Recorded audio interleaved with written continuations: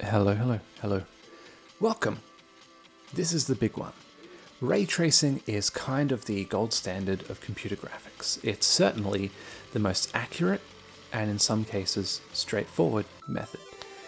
However, it has the disadvantage of being computationally expensive. For this program, we will pretty much not do real time. We can't do that in Python. We're just going to render a single frame. Okay. I'll just note these ray tracing videos are an adaptation of the book Raytracing in One Weekend, which you can find for free online. And I'd highly recommend for you to check that out because it's really good. Anyway, to start off with, we'll take the Raycasting code from before and we'll strip it back a bit.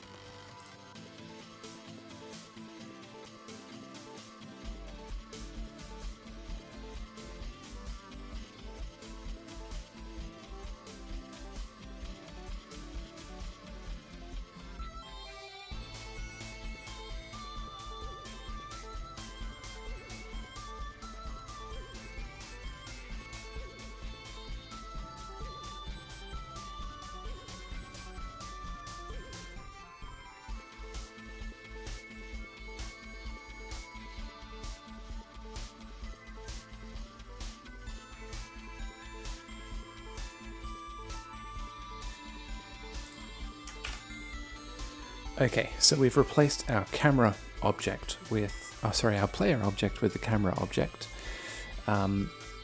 Nothing too crazy here. We're pretty much just using the standard vector methods to find the camera's forwards, right, and up vectors. Those will be useful when we're rendering.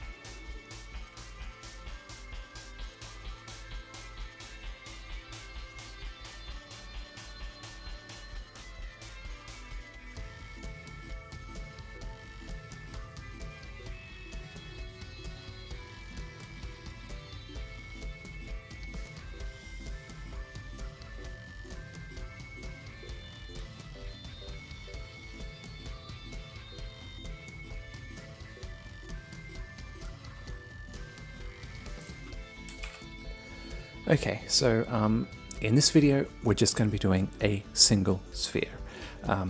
So here's the general sphere object. We'll define a center, a radius, and a color. And what we're doing here is we're taking the color in as a vector with red, green, and blue, and we're using bit operations to pack those together into a 32-bit number. If this is looking strange to you, I would recommend checking out the previous video on this playlist, which was drawing data to a texture. Use this sort of operation.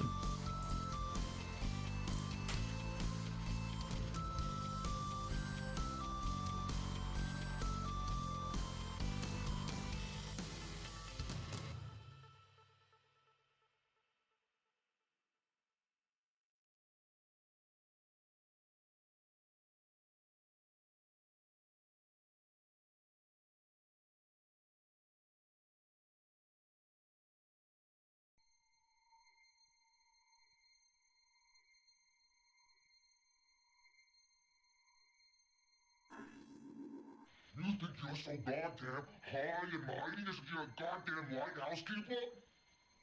Well, you ain't a captain no ship and you never was.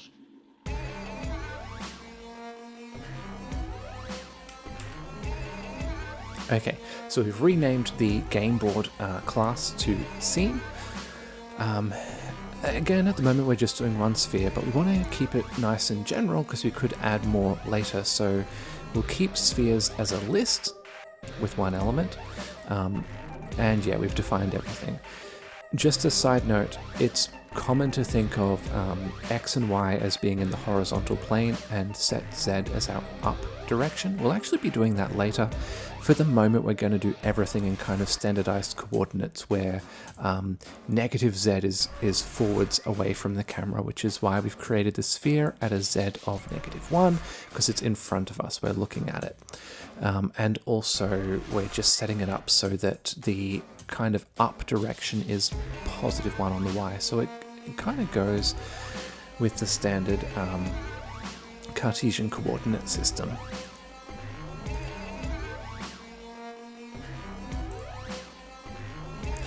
We can also get rid of all of this stuff. We are not doing real-time rendering. The player is not moving, at least not yet. Things like Vulkan and Metal have better support for real-time ray tracing. Geez, even if we just carted this over to C++, it would be faster, but that doesn't matter because we are learning the concepts. Oh, that should be capital.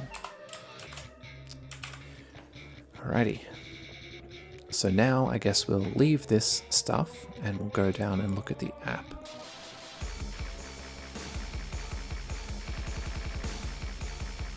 Okay, so this is pretty good. Oh, we can get rid of handle keys. Okay, so what we're going to do is we're going to grab this, and after we've set everything up, we're going to, it doesn't matter, I'm going to call this render scene. We're going to render the scene once, and then we are going to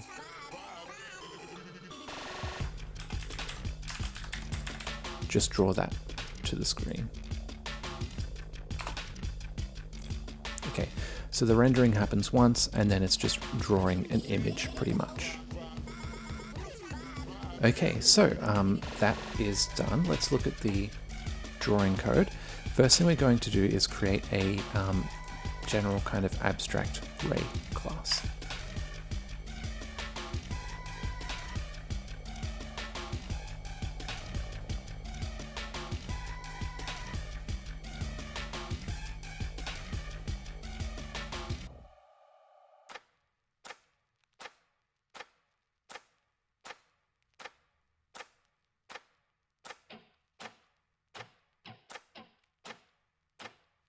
Okay, cool. I mean, that's looking good. Let's leave that now.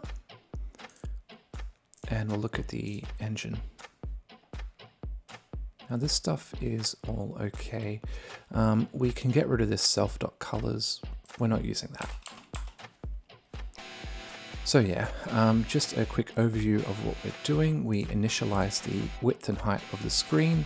We compile and link our shaders. We set up alpha blending just in case. And then we create a quad and a color buffer. Now what a quad is a quadrilateral which just fits over the whole screen. That's where the texture is drawn. And the color buffer is basically a texture with an underlying image, which is an array of data which is controlled by us. Now in the videos before, I had basically the quad and the color buffer like transposed, so I swapped the X and the Y, and the reason for that was we could use caching and vectorize the code and make vertical lines really quick. We don't have any of that advantage at the moment, so we're just going to go ahead and fix this up, just make it the right side up. So what is this? Top. So for the top,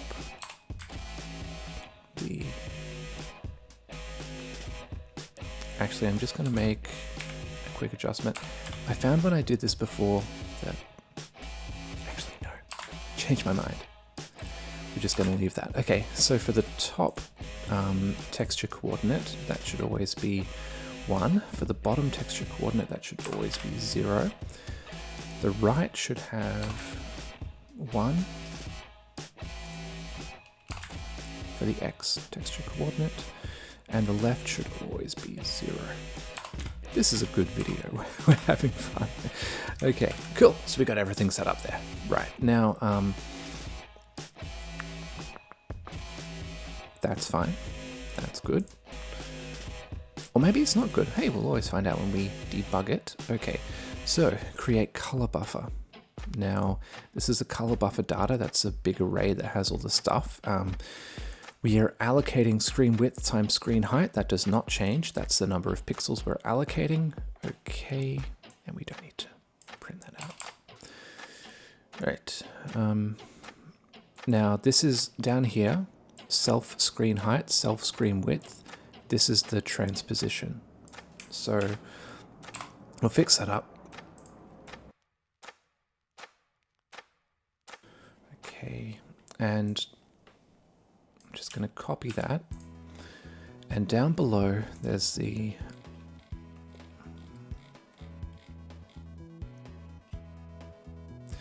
update screen, and in update screen we also send the data from the CPU to the graphics card. So let's fix that. And I think I renamed this in app, renamed it to draw screen.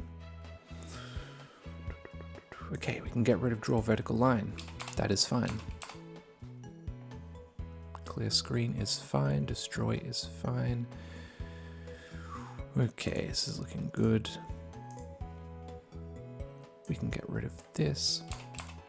The engine is not drawing its screen. We are controlling that now from the app. All of this stuff is going to go in a second. Okay, so the other thing we're going to do is we are going to write a function to set a pixel. Now we actually did this before, but let's do it again. I mean, did this before in the last video. So what do we want? We want X, Y, and a color that we're setting.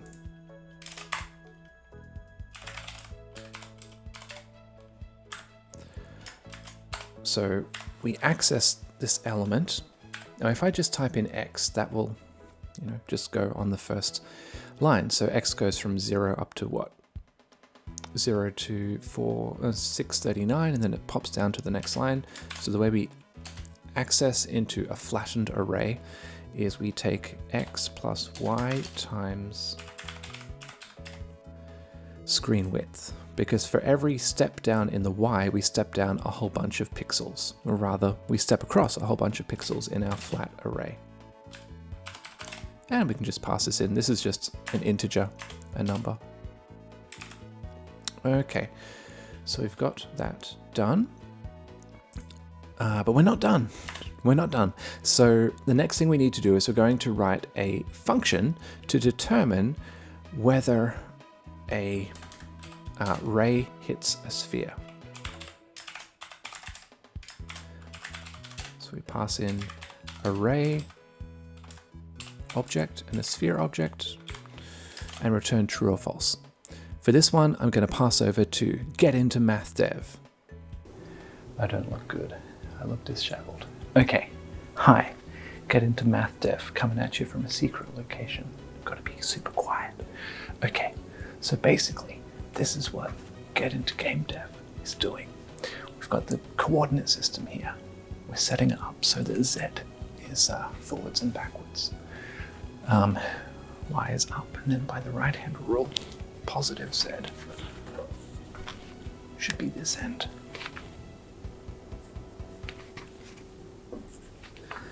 And negative Z is over there, which is where that sphere is. Now what we're doing is we're emulating this camera plane. And we are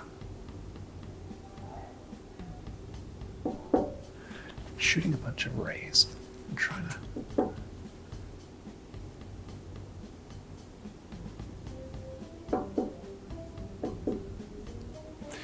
see if the rays intersect the circle. Yeah, no, it's literally is a secret location. So what we've got is any point on the ray is the origin, the ray's start position, plus a multiple of its direction. So its direction is kind of a unit vector going outwards. Now, the general formula for the surface of a sphere is x coordinate of the ray minus x coordinate of the center, square all those components, equals the square of the radius. But what we're going to do is we note that this is really the dot product of these two vectors with themselves, right? So then what we can do is we expand the dot product and collect terms. And then, well, here the origin is 0, so we actually don't need to worry about this plus 0. So I'm just writing this in inner product notation. This is really just the dot product. And what we can do here is we can pull out a factor of t once and again, so we have t squared here, and we're just doing the same thing here. Pull out the factor of t, and we can't pull anything out from here. So what this is this forms a quadratic equation with these coefficients. Okay, So the way a quadratic equation works is, let's see, we then get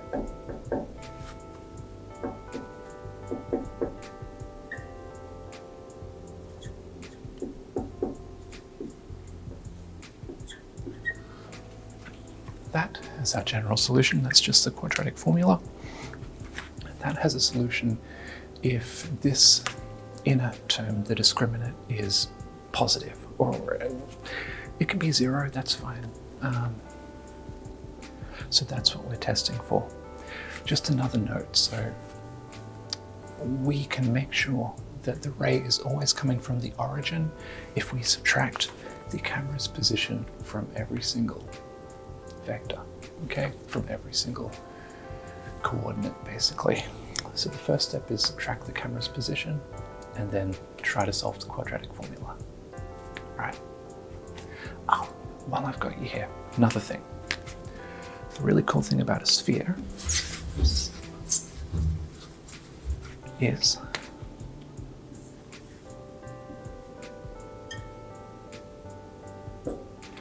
for any point on the surface, the normal is equal to the direction from the center to that point.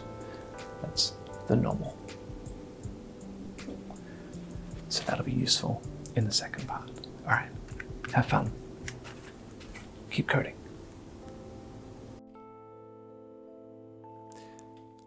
Thanks, Get Into MathDev. Now we know how to test for collisions. Okay, so let's go ahead and implement that function.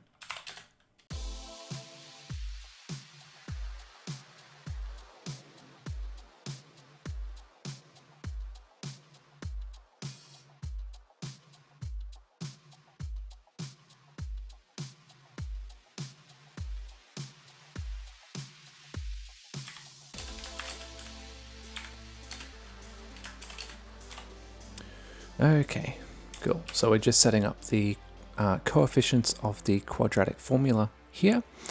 And then this expression in the bracket is our discriminant. And we will have a solution if that's bigger than 0. Now, really, we'll also have a solution if it's equal to 0, but the boundary between right on the edge of the sphere and the center of the sphere, it's negligible. So we're going to work with this for now. Okay. Now, let's render the scene.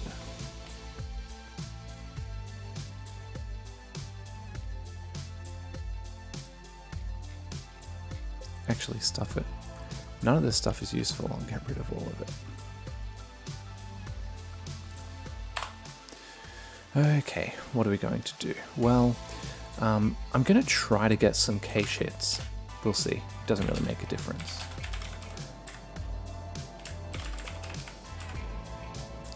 And when I say try to get some cache hits, I'm just talking about the order of these loops. So because I'm going to like a Y scan line and then I'm going through progressive X pixels within that scan line, I might get lucky, but really it doesn't make a single bit of difference. We could swap the order of these around, it would not matter at all. Okay, so there's a bit of a weird thing that I need to set up. What I'm going to do is, actually, you know what? I'll just do it. Doesn't matter.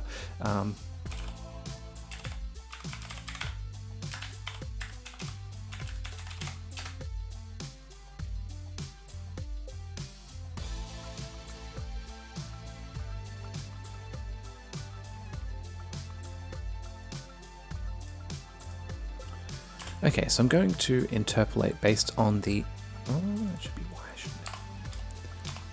I'm going to interpolate based on the X and Y coordinates. So when our X is at the left-hand side of the screen, this number should be about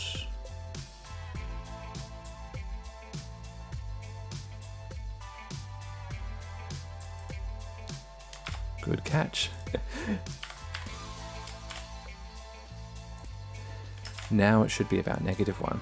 And when we're at the right-hand side of the screen, our X should be about +1. And same thing for the vertical. So we're interpolating between -1 and +1 Now what I'm going to do is I'm going to use that to set up the direction for my ray.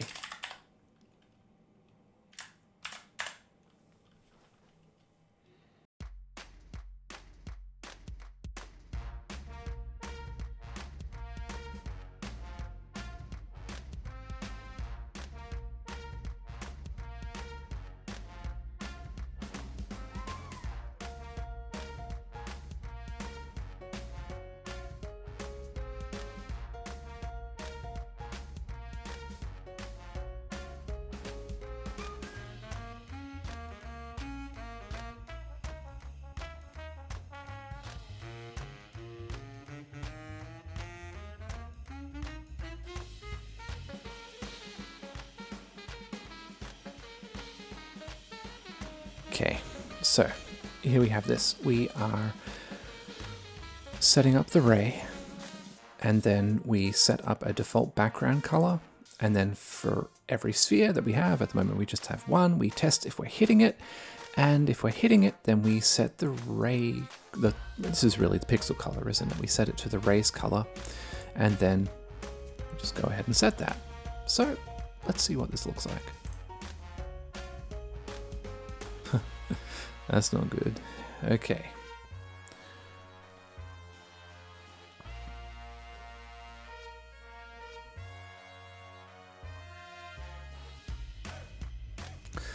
Okay, I see what this is. So the error that I've made is I'm going with color buffer, which is pretty much like a texture. It's really an index, which indicates the position of the texture within the graphics card. But I wanted the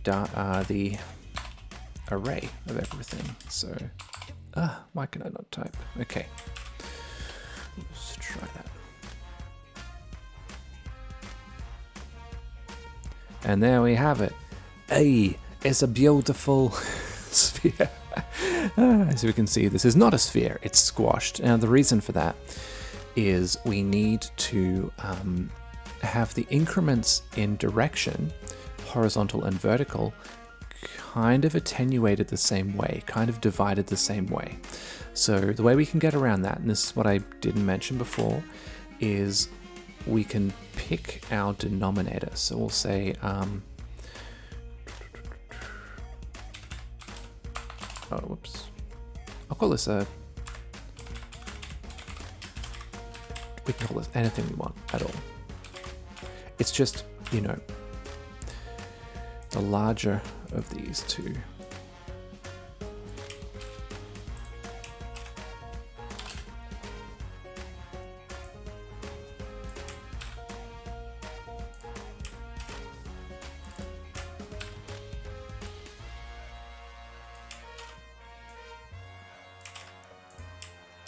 But we still have to subtract, you know, the screen width and screen height. Otherwise the sphere won't be centered properly. So we run this again. It renders the frame, and there we have it. That's looking nice. Okay, cool. So, yeah, we got something happening. So let's add shading.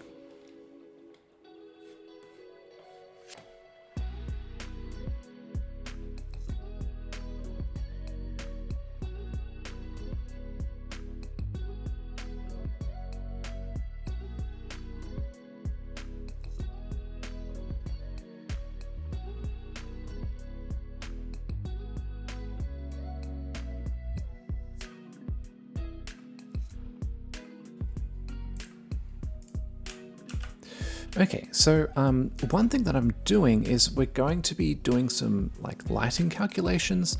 So the strategy of taking the color and bouncing it down immediately to an integer is not great. So what we'll do instead is we will simply store it as an array for both the directional light and the sphere. And it will also kind of make more sense to store them internally as floats between 0 and 1, do the calculation, bounce that back to an integer. Okay, so for the color, we'll go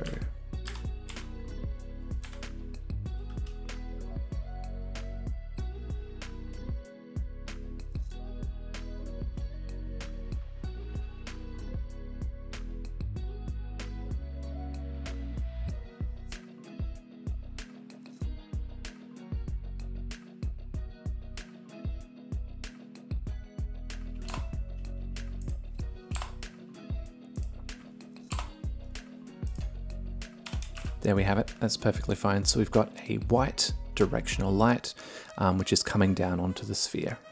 Cool. Awesome, awesome, awesome. All right.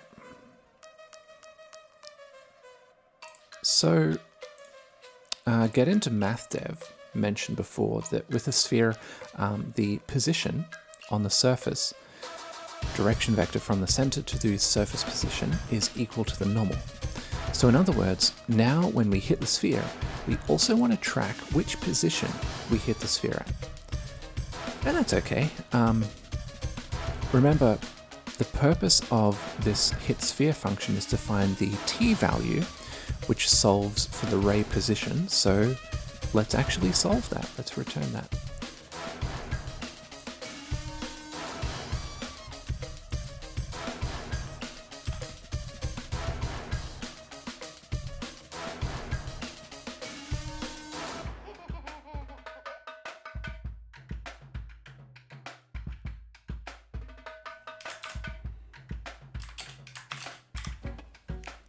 So maybe you're familiar with this. This is just the standard quadratic formula solution. In the case of two distinct real roots, we will have a plus branch and a minus branch for the square root. However, with the sphere, we want to get the point which is closer to the camera. In other words, we need the smaller value of the two t's, so we always go with the minus branch. Just thinking. So the only case where we go with the plus minus and then the minus branch is not good is when the camera is inside a sphere and we're looking at the back of the sphere. So this is fine. This is fine.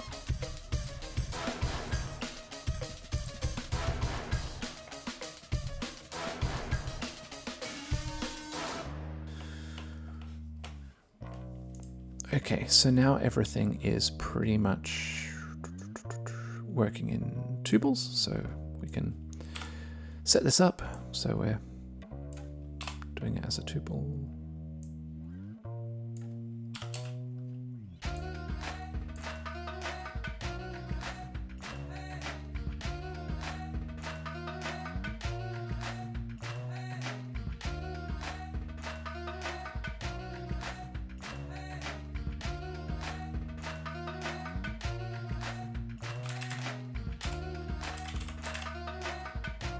Okay, so we find the normal. That is the position on the surface of the sphere, which is solved by this bit here. It's the ray starting position plus t times its direction, as we calculated above, minus the center of the sphere. That's the direction from the center to the edge. But the ray position may not have been normalized. So we need to normalize that. There's a library which is really useful called Peer or Pyre or whatever you want to say it.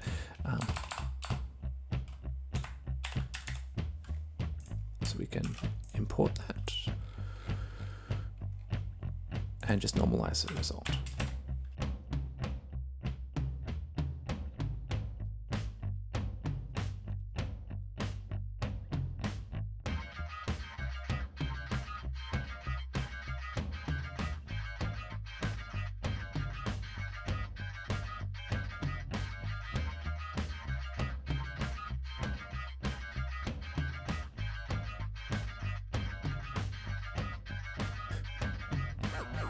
Okay, cool. So that is set up. Yeah, so just doing this is a pretty standard sort of directional light calculation. You know, we take the dot product. We need to take the, really, we kind of want to take the negative of the sun direction, right? Because we want the direction bouncing off the surface. How much does that match with the normal? Anyway, so we've set it up. Let's see what we get. Of course it fails because we need to adjust the set pixel function to take in a tuple. That's no problem.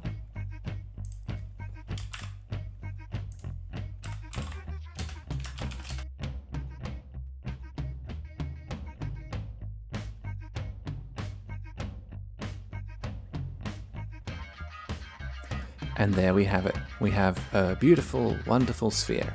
Of course, we can play around with things, right? So we can go back and we can change pretty much anything. Not really. We can change the color. Remove the blue component, so it should be just a kind of yellow light.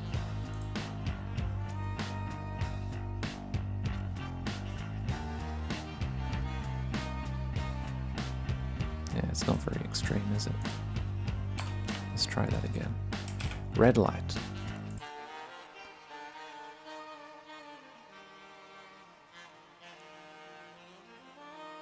And there we have it. Okay, cool. Yeah, so thanks for watching. Hope you enjoyed it. And yeah, we'll do another one soon. See you. Bye.